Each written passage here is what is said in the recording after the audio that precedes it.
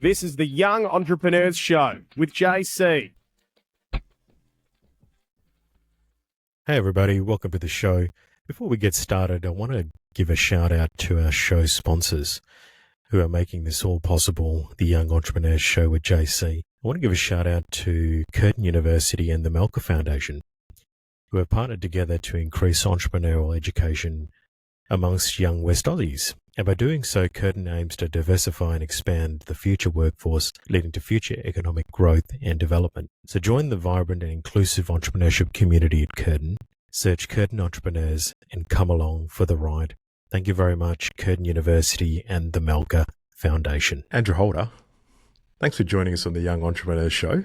Thanks for having me. Yeah, mate, I know we've been trying to plan this for a long time. Yeah, it's been a long time coming. And you've been pretty busy, rightly so. Yeah.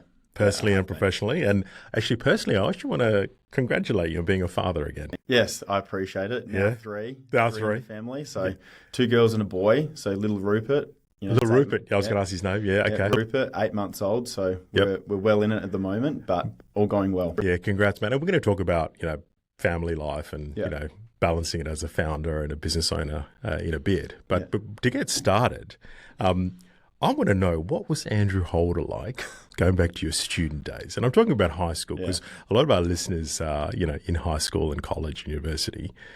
Were you always entrepreneurial? Or No, not really. Yep. From a schooling perspective, I was probably fairly distracted. Yeah. My passion was sport. And so for me, making sure that I was focused on becoming a professional athlete in cricket was my main priority. And probably to my detriment in a lot of ways. When I was in year 11, I was actually told not to, sit my year 12 exams and not progress because I was so distracted. I was always capable, don't get me wrong, but my focus was just elsewhere. And it was a really big wake-up call for me as a person in terms of what I wanted to achieve and what my goals were long-term. And I was really lucky to be able to have people around me to kind of say that, cricket is a short-term fix. What are you going to do long-term? And, I realigned my focus to be able to set out to get into the University of Western Australia. That was always my goal. And when I was told, maybe don't sit my exams, it was a really big fire in my stomach kind of telling me, not to prove somebody wrong, but to, showcase to myself that, I can believe in myself and I can execute something if I set my mind to it. And, things happen for a reason and, here we are today. Absolutely. And so you're telling me, so all through high school, you're just that sport focused. Yeah. So there was no business ventures or anything like that. So everything you've learned to today has been post high school. Yeah, that's right. Yeah. I mean, I was always in small business because my family had a small business. And so I think that was just osmosis, being around, entrepreneurial spirit and hustle and dedication to, put me through, a great school and making sure that, I had, no barriers to what I wanted to achieve. I was always surrounded by that. But me personally, I was just hell-bent on, being a professional sports person. Yeah, wow. So talk me through. So what did you end up selecting? The old choose subjects and what did you end up choosing to go to uni? What pathway? So when I was studying in year 12, I did, obviously math, English, accounting, human movement. So they were my 4 major, subjects that I went through with. But I actually started my university degree in a Bachelor of Science in Psychology. Okay. And that was really focused, again, through sport. I was really into mindset and still am to this day, and making sure that, my mindset set me up for success. And when I sat in my psychology units, it was really more neurological than it was actually mindset training. And that was still very interesting to me because I was, learning about the human body and doing all human movement and anthropology units and everything that is about, the human existence and philosophy. But when I realized that, it was a 7-year degree and the level of dedication that would need to take, my impatience took the better of me, and then I transferred into commerce, and I think that's where I really started to shine. Okay, and that was the transition that was point the big for you. critical point for business. me. Yeah. And then from that point, what happened? So you graduate, Yeah. and then you work in this is the Shenton Park Yeah. location. Yeah. Walk me through that. So this is part-time job during uni as well? Yeah, so I mean, my family business was a sports centre in Shenton Park. Okay. So I was surrounded by sport and, fitness my whole life. Yep. When I was finishing my degree, there was an opportunity. I had one unit left, and there was an opportunity for a small 200 square metre facility inside the sports centre where I was working throughout. And when I started to think about what I wanted to achieve long term, I started to think about why I didn't like going to the gym and what I didn't like about, the industry, or why there was so many barriers to entry. And essentially, when I started thinking about what I wanted as a consumer and as a member, there wasn't really anything out there. And so, part of all of, your learning from an entrepreneurship degree or, a business degree at UWA, it's about, challenging the status quo. And I sat back and reflected in terms of what the industry was and still kind of is today. It was, hard pressure sales, hard to join, hard to leave, barriers to entry in terms of locking contracts, unnecessary fees, things that really deterred people from getting started. And I felt that really aligned with why I didn't want to go to a status quo gym either. And so essentially the business plan to start with was just do the opposite of everybody else. And that was where we started. So this is all the beginnings while you're working part-time. Yeah. It's the beginnings of the idea of Revo. Yeah. Wow. So it all started back then. Yeah. And you just banking everything. Yeah. So to speak, that if I could do this properly, this is what I would do. Yep. So question for you then around, especially young people that are studying business, would you recommend them actually working in a startup or for a small business owner to get a feel of what it's like of the running a business and learning from a business owner? Would you recommend something like that? Because you obviously had exposure to that while you were studying. Yeah, I think in reflection, it certainly helped shape my work ethic and my level of execution mastery. I think half the battle is actually finishing what you start from an entrepreneur perspective. Everyone's got ideas, but being able to not only, iterate from the original design or the original idea, but kind of finish what you start is how you create continuous improvement and find the way to transform your business year on year, day by day.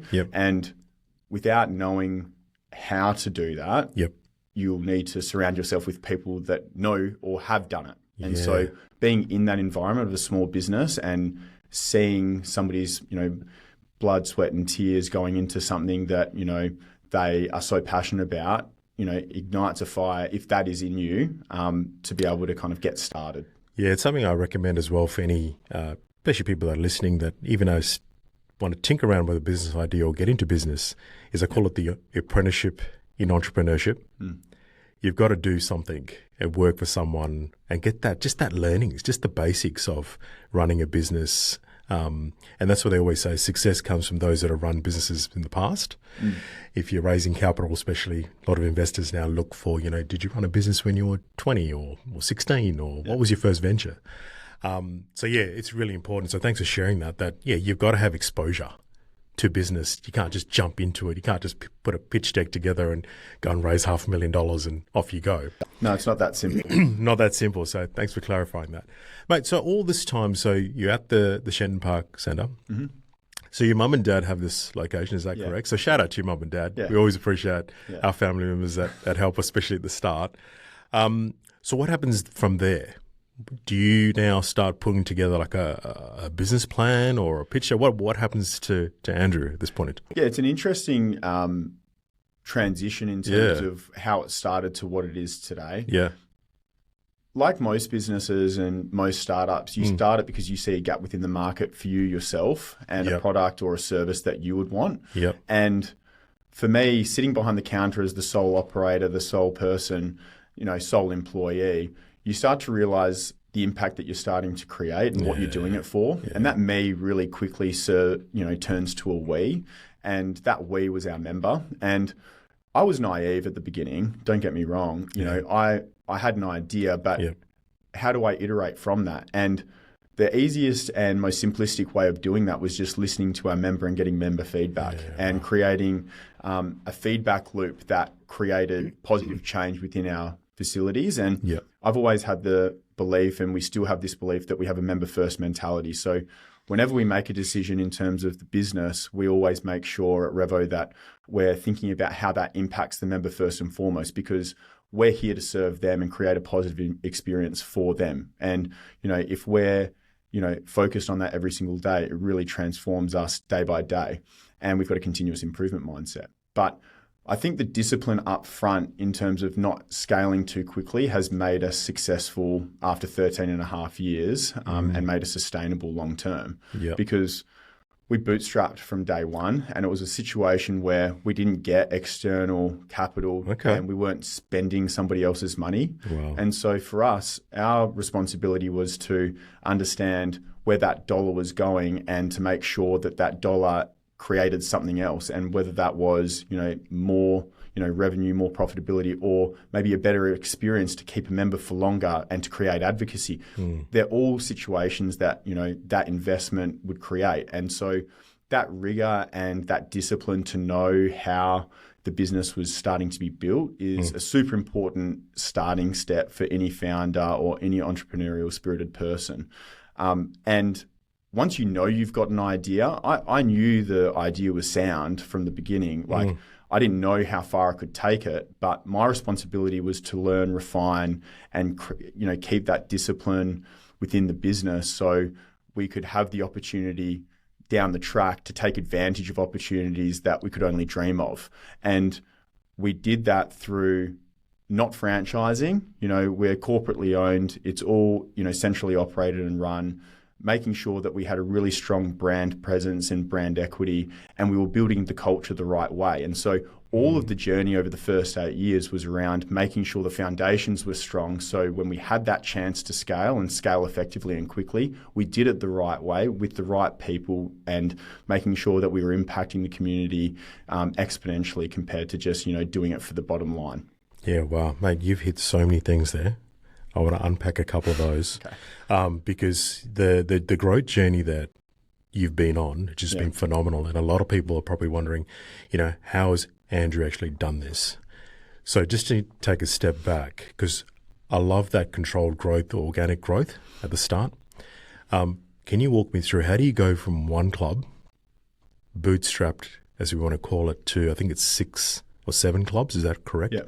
Now, this is all before COVID, correct? Yeah. So you self-fund all that. Yeah. So is that a recommendation that you're saying to other founders to look at, if you're going to look at growth, just have a better controlled growth at the start? Don't just dive straight into raising a heap of capital, especially from venture, because that's a whole nother beast in itself and a journey. Would you recommend self-funding as much as you can before you start thinking about taking external money? Yeah. I mean, I can only talk from my personal experience because this is technically my first ever job. So for me, my experience is that I needed to build my own business intuition to understand how the business could grow effectively long term. Yeah. And for me, that was to be able to understand every intricacy of the business, to be able to then offload it and empower the next person or the next employee to drive it and use their talent to be able to exponentially grow that function. And that has served us as a business really well, and will continuously do so. But I truly believe in bootstrapping because it creates rigor, it creates discipline, and I think you spoke just before about that. People want to see that you've gone through the experiences or you've experienced small business before. Investors also, and venture capitalists or, debt funders or whoever you actually want to deal with, want to know that you've had experience in your own business as well, rather than just throwing out a great idea and rather than showcasing all the setbacks that you've gone through, the learnings, why. The why is the most important, and explaining how you've come to that realization and why you've kept it simple, why the consumer is engaging with it, why are you scaling the business, what reasons are you doing it for? All of those things don't come unless you're actually intrinsically motivated by improving the business rather than actually just improving the profitability. And I think that that's where, we're built on passion and people and making sure that we're impacting the community the right way. And the outcome is, we've got a really successful, profitable business, but we're not focused on just that. We're focused on actually what gets you to that. And it's a journey over outcome function. Wow. Love that, man. Love that. Now, walk us through, how do you go from 6, 7 clubs? And might add, during COVID, you have this plan to now grow. So what happens in that chapter for Revo? Yeah, so I mentioned, in the first 8 years, we opened 6 locations. And that discipline built a lot like sport. Repetition builds mastery and builds your intuition. And so my responsibility at the front was to build that up. And COVID was a really difficult time because it challenged everyone, not only from a health perspective, but also from a professional standpoint, working from home, closing businesses and whatnot. It was an extraordinarily difficult time. At that point in time, I had my first child in 2019. Wow. We just opened our 6th location. We had committed to our 7th location, supposed to be opening in March 2020. Wow. There was so much at that stage going on for me personally and professionally, but it wasn't about me in that moment. It was about making sure that our people and our employees felt safe and empowered, and that therefore made our members feel safe and empowered to be able to come back when we were able to reopen. And we had this really interesting point when we closed the business where we were challenged. I'd always and still say to this day, we're a member first mentality business, and we had our members in front of mind. Yet the rest of our industry and a lot of subscription-based models and services kept charging their members through 2020. And I had this really profound moment going, well, I've always had to show that I can execute because of my age and to show validation in terms of and proof of concept. And if I am a person of my word, I need to walk the talk here, and our company needs to walk the talk. And so we decided to turn off all of our subscription and our membership base. So we turned off our revenue overnight. So on March 23, 6 p.m., we turned off our revenue. And what we said to our membership base was a really big advocate moment for us was, we've got your back throughout this period of time, but when we get to reopen, you've got ours. And when the rest of the world was burning their goodwill with their consumer and their member, we were building it. And when we reopened, something phenomenal happened. The community rallied behind us because of that. And so we came back and we thought, okay, well, we might lose 40, 50% of our membership base. We gained membership base. You gained membership base. Gained membership base. It was the most incredibly, I've got goosebumps just thinking and talking about it. Yeah. We had our members come back, and because of the way we treated them and the service we gave them throughout that critical point, they advocated to their friends, their family, and then they came back. And we had a really profound moment in 2020 where we sat as a team when we could, spaced out, 1 meter apart, obviously. Yep.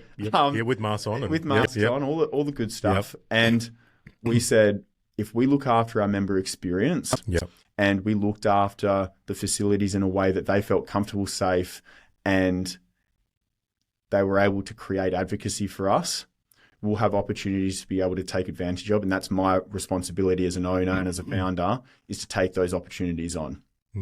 But our focus needs to be on that one person walking through that front door and making sure it's in tip-top condition, our facilities, and making sure that they feel safe and respected in our facilities compared to anywhere else. And I will never forget it. I was sitting on my bike out the back at 7:30 at night after I put our firstborn Het down for bed, and I got 2 random phone calls from leasing agents. And at that point in time, we've got 6 gyms, so I'm having to hustle. I'm picking up the phone. I'm calling everybody about, is this site available? Can we put a gym here? And I was really the energy to be able to try and push that forward. And then I had these 2 phone calls going, hey, Andrew, we've got 1,500 square meters available in, let's just say it's Joondalup or, O'Connor or something. Oh, we've got 2,000 square meters available here. Are you interested in having a look at it? And I said, yeah, of course I am. But I hung up, and, the curiosity mindset comes in, and you think, okay, why has that just happened? And it was a really important step in our exponential growth story where I realized that because of our hard border in Western Australia, none of our competitors could come into market. None of the large format retailers could come into market. None of the retailers could come into market. So all of a sudden, our brand advocacy and our groundswell of support meant that we were the option and solution for all of these landlords. And I waited 8 and 9 years for that moment to be able to take advantage of, somebody wanting us to go into a site. And so I had that choice to say, do I stand still and look after the 6 or 7 locations, or do I take advantage of the moment and grab share of voice within Western Australia? And I chose the latter. Wow. Where does this come from? Where does this drive come from, mate? Because as you're talking, I can just see even now that you just have this fire in your belly. Yeah. Like, where does this come from? I'm extraordinarily competitive. Yeah. And not only just, from a team versus team perspective or a 1 versus 1 perspective, I compete with myself. I just want to get better every single day. So my mentality is, if I'm striving to just get that 1% better, our business will be great for a long period of time. And I'm not here for a short period of time. I'm here for a long period of time. My purpose is to build a sustainable, long-term, viable model that people can talk about for years to come, saying that was a great business and I used it and my kids used it and we've got advocacy forever. And that's my responsibility, because it's not about me, it's about what our team is creating for each other and for the membership base. So that's where the fire comes from, because I know that what we're creating and the impact that we're having is just more than I could have ever imagined. And I wish, from a sporting standpoint, when I played cricket, I got this piece of advice. Was I played cricket for Western Australia. I played Sheffield Shield cricket, and that was my childhood dream. And then I was happy when I got there. I got the baggy black, and I was so content. But I wish somebody would have said, okay, now dominate. Now take the game on, rather than being happy with what you've got. And we are not happy with what you've got. That's the wrong terminology, but being content with what you've achieved. Yeah. Of course, I'm content with what I've achieved, but we got to keep making sure that you're raising your eye line and making sure that you're actually making the most of the opportunity. Yeah. Someone once told me as well, like the footy analogy: kick a goal, the next thing you do is run back to the centre and do it all over again. Yeah, because sometimes we can get caught up in the theatrics and the goal and the celebration, which is fine, for a few seconds, but you got to get back to the centre and get on with it. I love that. And it's important to know in that terminology for the goal, why are you kicking the goal? Are you kicking it for you, or are you kicking it for your team to win? Right? My responsibility is, every time I'm competing, I'm not doing it for me. I'm doing it for my family. I'm doing it for our employees. I'm doing it for our members, because that's the right thing to do. That's true culture and values-based decision making. That's really good advice. And now we can see, for those that are listening, Andrew Holder's on the show, founder of Revo Fitness. And you can see when you have your gym launches. I love those posts when you share. It's from the heart. It's just, I can just tell, like, you just have everybody that you're taking along with the journey. I think that's you as your personality, but now it's flowing through the brand. Yeah. And I guess that's the kind of, I want to call it legacy, but certainly through the organization that you want to stay and keep going, right? Yeah. Mate, let's just want to continue on with that chapter of growth. So you've self-funded, you've bootstrapped, but at what point do you take on now, or you feel now's the right time to take on external funding? Was it on the back of this little risk you took? Yeah. Of the two? Yeah. Okay. So walk me through that. Yeah. So in 2021, we ran a dual track methodology. And so we were either going to list on the ASX or we wanted to find private investment. And we ran through that process, and that was really important for my own professional development and my own financial development, understanding market, understanding, what financial acumen I needed to have to be able to continuously scale the business. And my responsibility is to be the dumbest in the room and learn from everybody, right? And being a sponge to understand and how it can actually help not only Revo, but also me professionally develop. And I was really lucky to be able to get an investor in. I've got 2 investors in George and Patch. They're phenomenal human beings. Shout out to George and Pat, yeah. George and Patch, wonderful human beings. And my responsibility was to find people who were not only culturally aligned, but values aligned, because this business was built on strong values and a member mentality. I needed to make sure that it wasn't about just, the financial outcomes, and having people like that around you to be able to help support and mentor you and have, to bounce ideas off is incredibly important. And that gave us the ability to then scale and de-risk ourselves going into South Australia. Was that your first venture? I didn't realize South Australia was the first. South Australia was the first. Out of WA. Yeah, it was. And the reason is, and the only reason it was because we had an open border with them. So we were able to fly into South Australia, look at sites, talk, build relationships, and come back. Wow. Compared to flying to Sydney and being stuck there and not knowing when we were able to get approval to come back into the state. And I am so thankful that that was our first opportunity to be able to scale out of the state. South Australia is, by and large, one of the greatest places in the world. I absolutely love the people. I love the culture. I love the way that they approach life. The people of South Australia just want to help. And it's not like the rest of Australia don't. It's not that way inclined. But in that moment, the level of support I felt wanting to scale a business, and a relatively unknown business to them, and the willingness to want to support was incredible. And I have a lot to be thankful for.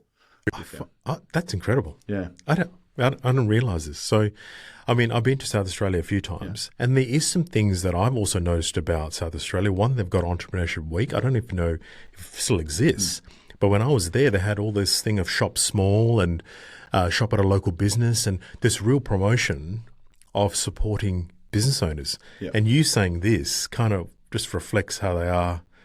Sounds a bit like how they are as a state. Yeah, they are. That they have this support for obviously people coming from the West or the East, doesn't really matter. And I guess, why do you think that is though? Is it because they're caught in the middle? I think there's a little bit of West Australia and South Australia underdog mentality to it, and wanting to make sure that, you're supportive of, no matter whether you've come from the East or come from the West, you're supportive in general. And now that we've scaled through to the East Coast, through Victoria and New South Wales, the support is incredible on the East Coast. South Australia just, that moment for me, and that level of uncertainty of knowing whether your product or your service and your brand would resonate with a new state. It's incredible. Was pretty fearful. It's a pretty scary mentality to have. And to see how it was accepted, embraced, and then I guess, supported through up until now and continuously moving forward has been, just one of the most fulfilling experiences I could have ever experienced. That's just awesome. So you raised some capital. How did you find, because this is a question I get asked all the time, like, JC, how do I go and find investors? How do I approach investors? What's the process? How did you find these two gentlemen? So George, he's from Western Australia, and he was always around my life, and he was somebody who I always lent on from a business perspective, and has wonderful family values and just a good human being. Patch, on the other hand, is all of that, but I had never heard of him and never known him. And I met him I used to have a business maybe 2 or 3 years into the journey to be able to open locations. I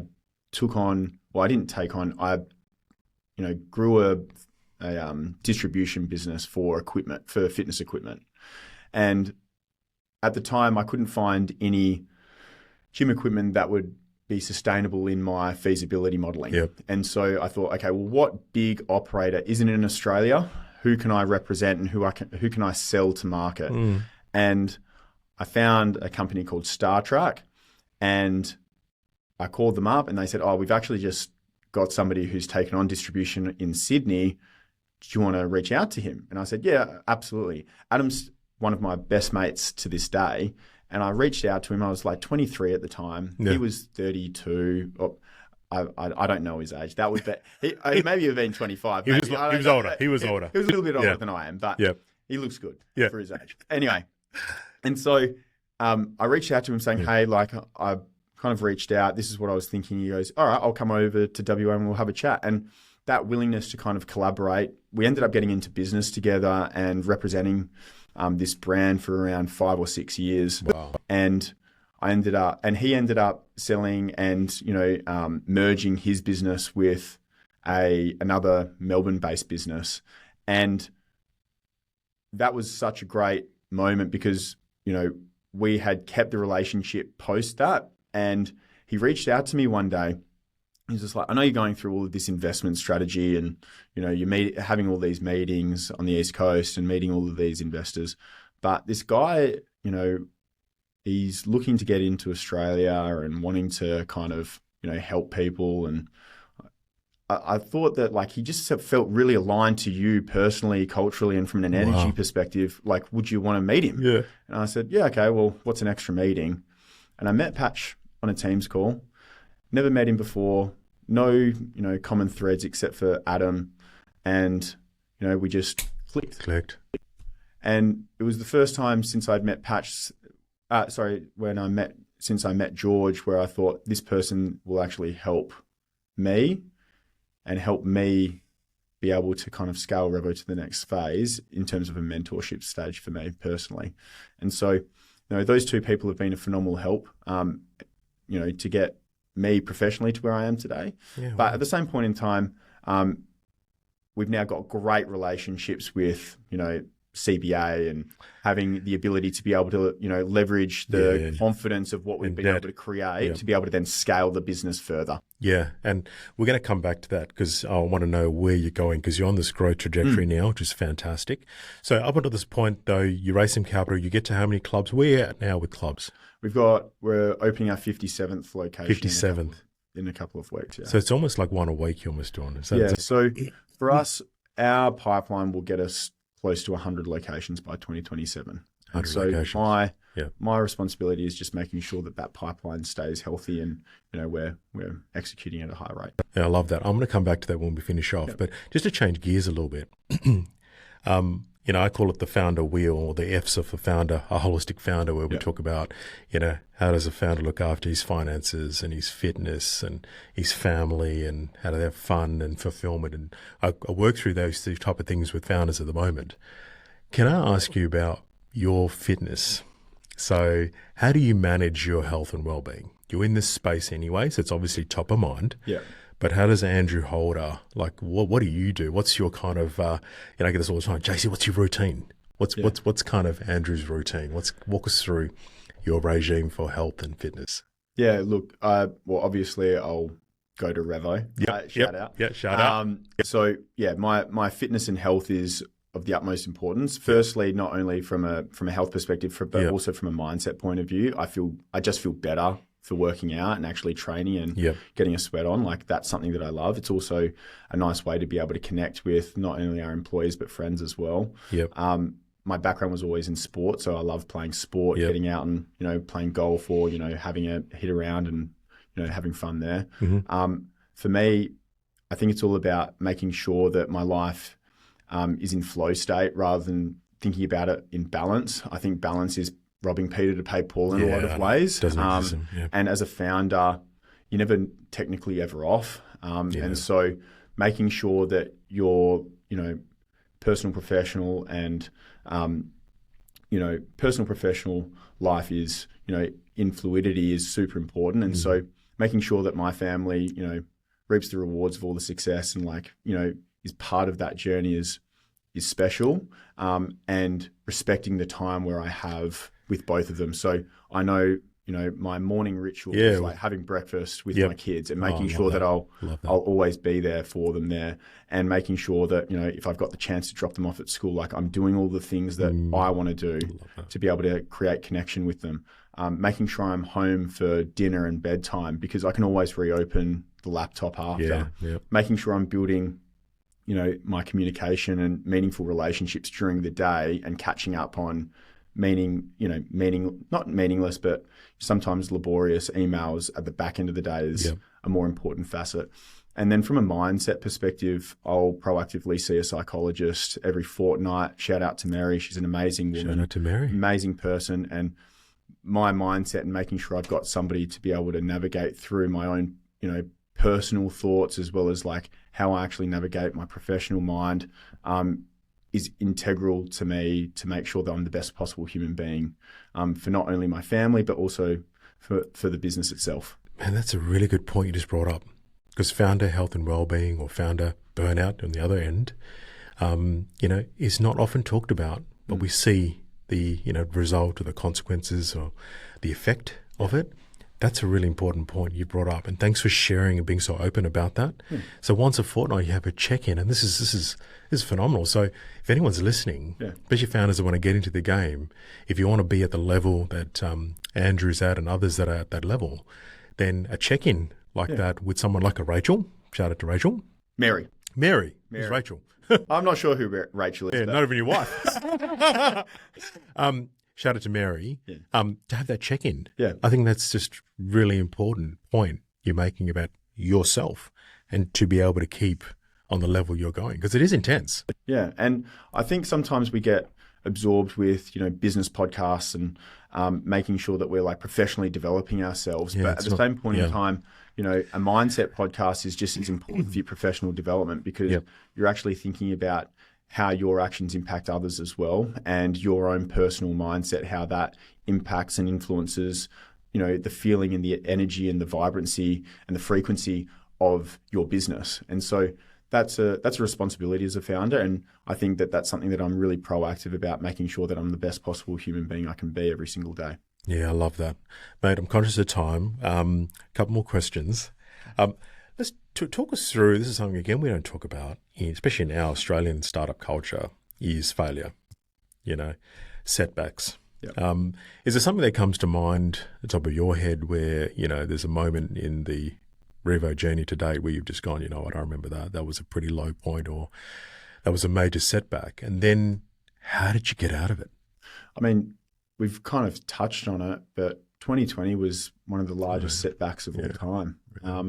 Us not knowing when we're going to reopen and being optimistic through uncertainty was, probably the most stressful, but yet growth-orientated personal experience I could have ever had. There's always things that have happened, and I think time certainly minimizes some of the failures that you've got. At the start of the journey, I had somebody who I trusted as inside the business, who ended up taking half the membership base within the first year and started their own, location, for example. And I just remember that. I still remember that moment so vividly. Wow. Just, as a 21-year-old, just crying and just going, "Why would you do this?" And the person said, business is business. And it was a really pivotal moment for my own professional development to think, okay, well, that's who I don't want to be. And sometimes your best, role models and best mentors are the thing teach you who you don't want to be long term. And I don't want to step on somebody's head just to get ahead. I want to build it the right way. And I feel like that experience shaped how I approached culture and how I approached our growth long term. I'm still like a little bit upset about it, because it was one of those situations where, your trust is broken, but at the same point in time, my responsibility was to trust again and to let go to people, to watch them succeed and to believe in human beings again. And you don't get to scale unless you let go and believe in others. And so I feel like I've certainly learned from those kind of experiences for sure. Mate, thanks for sharing that. I can see it's still raw, because you do, 13 as founders. Yeah. I think as founders, we do remember those bits, it kind of fuels us as well. Yeah. We don't get caught up in it too much, but it does fuel us, and we never forget those moments and people, certain characters, as you call it. Mate, what advice have you got now for our young listeners? And to be honest, anyone that's listening and watching the show. In your experience to date, what's a couple of tips, tricks that you could pass on to the next generation of people that either are in business right now and scrapping and solo founders and doing it, pretty tough as a solo founder, to even those that are not even in it yet and going, you know what, I've just listened to Andrew for the last 30 minutes. I could do this for myself.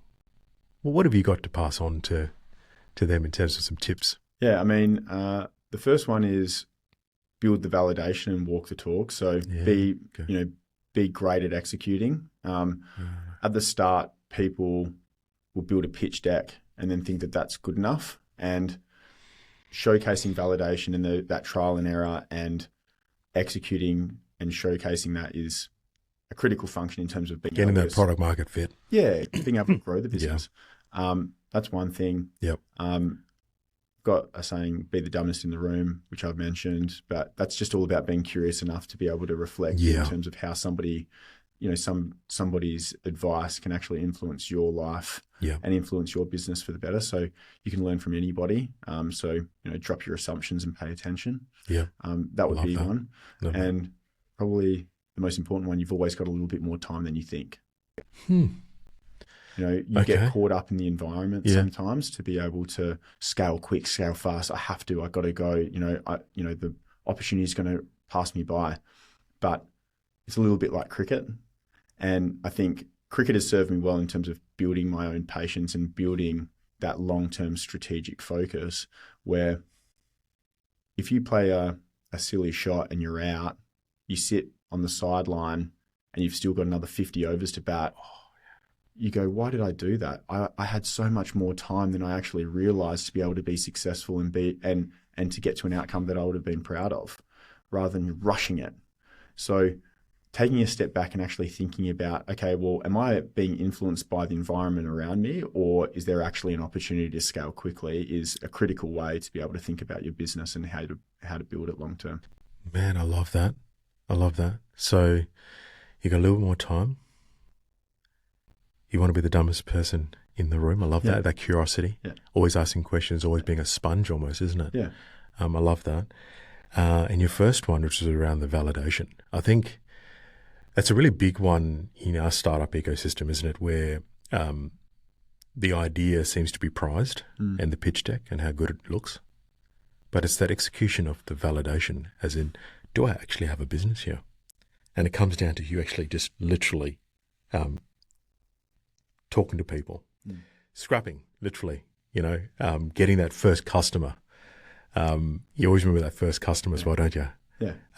So I love those 3 tips. Thanks for sharing that. Final question, which is probably what's on everyone's minds as they drive past those U-Butte, Revo, those big box.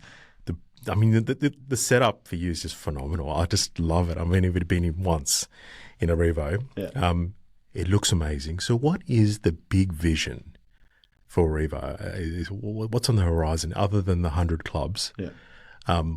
What's the big vision you've got for this brand and company that you've built? It's a great question. And it feels like we're only getting started. Wow. And I'm excited because I've got a team around me to be able to execute at a high level at pace. And we've got an opportunity to create a really positive experience for the broader community. What the vision is to be able to influence Australia's, health, fitness and well-being past our 4 walls. And for us, that looks like how we can engage with our community more, whether that's through building out our own foundation, which we're working through at this point in time. This year alone, we've been able to donate close to $200,000 plus dollars. It's awesome, mate. Across, charities, not-for-profits, as well as, sporting clubs. But it's about using our footprint and our engagement to positively affect those, organizations. Yes, we've donated $200,000, but that fundraising and us being involved in fundraising has helped raise over $1.1 million this year. And so that's us dipping our toe in the water in terms of what is capable in that space. Yeah. Our responsibility is for Revo to not just be about gyms, it's about living a healthier life. And so yes, we're going to open locations. We're on track to have around 18 to 20 million entries into our gyms this year, right, across Australia. So the influence we have is so great. That excites me. That's the vision, to influence as many people as possible living a healthier life. And yeah, our first, BHAG goal is that 100 locations, which we're really driven to execute. We're on track to. But what's the next step? 200, 300, right? I mean, we've got 33 locations in Western Australia, and the population, do the exponential math on that on the East Coast in Sydney and Victoria. My responsibility is to keep listening to our member where they want us to open, how they want us to open, what the product looks like, and our team are masters of execution, and to be able to implement and roll that out. That's the vision. Man, I love that. That's big. That's bold. But what I love is your vision and mission has not changed, because when I asked you the question at the first club, it's still the same. Even all these years later, and now you're talking about the future, those fundamentals has not changed for you. No. The member first mentality has really proven such a big result for you. And I suppose, obviously, I'm biased as well, having a membership organisation like Student Edge. We always, if you look after the member, everything would take care of the rest. And it sounds like you just want to just keep that front and centre. Yeah. And then from that, the community, because one member has a family. They have brothers and sisters and siblings and wives and husbands. That flow-on effect of the Revo brand, and that's what you're talking about, is that impact across. We want people to, we want our brand to have advocacy. We want people to engage with it. We want people to be able to resonate with what our brand is and who we are as people. Our responsibility as human beings is to live a life of purpose and service. And so if I can do that through a business and be able to help as many people as possible across the country, that excites me. That excites the team. That's not a bold vision. That's actually just living a life of purpose, in my opinion, and being a values-based business. I tell you what, if I was in the gym game, I'd be really scared of this. This is phenomenal. This because I'm thinking about your competition. I'm not going to mention names, but there's nowhere close. No one's close to this care and this member first mentality. I mean, they're all spruiked, but no one's got this heartbeat, if I want to call it that, or the soul of doing something as a gym. Gym's the vehicle, but it's really about this vision you've got for the community and every single person that walks through those doors. So that's just phenomenal, mate. So I'm wishing you all the best with that, mate. I mean, you're already there now, but I have no doubt in my mind that the Revo brand is going to go beyond the Australian shores. That is going to happen. But if you're listening as well and you're in a gym, why not get yourself into a Revo? Because I'm not trying to, do a shameless plug, but it's a genuine, the fact that I've seen it. I've also had different interactions with your team as well. So what Andrew's saying, I've actually personally can advocate for your brand and your mission and your values with your team. But yeah, get into a gym like Revo. You've heard from the founder for the last 30, 40 minutes about what he wants to do personally, but also what he'd like to do for the community. So definitely jump into a Revo. You guys are expanding. I'm sure there's going to be one plus. I mean, we talked off air about, one that we're looking at a location near where I live. Won't say the location, but I'd love to, also get into myself. But mate, thanks for coming in. I know you're a busy guy. I would love to get you back in sometime down the track. I know you're busy building. Just to check in to see how you're going, because the growth success story for a WA founder is just phenomenal. I get inspired. Oh, thank you, man. I've known you for a long time as well.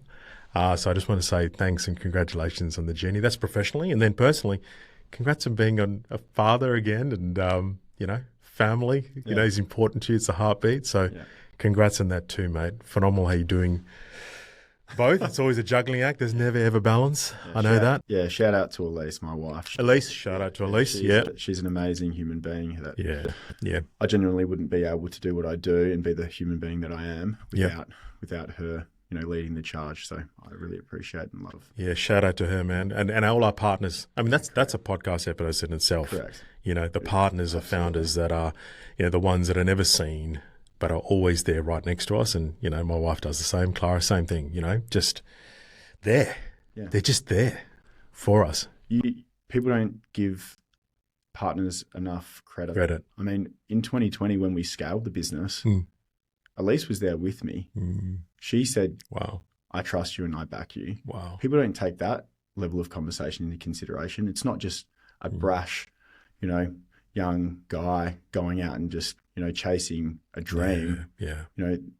People have to have advocacy internally as well, right? And people need to back each other. And Elise did that for me. And I would be nowhere near half the person I am without her. Yeah, I'm getting chills as well because, I think of my partner and my wife as well, Clara, and it's those conversations you have on the bedside or, when you come home from, a pretty tough day. It's that conversation, that first conversation you walk through the door that you got someone that, trusts you. You're like, it's just phenomenal. But anyway, again, we could digress, but mate, thanks so much for coming on. Me. And no, my pleasure. And for those who've been listening, Andrew Holder, founder of Revo Fitness, has come on. Like I said, we'll see you down the road for another episode, hopefully. Appreciate it. But yeah, thanks for coming on. Thanks. Cheers.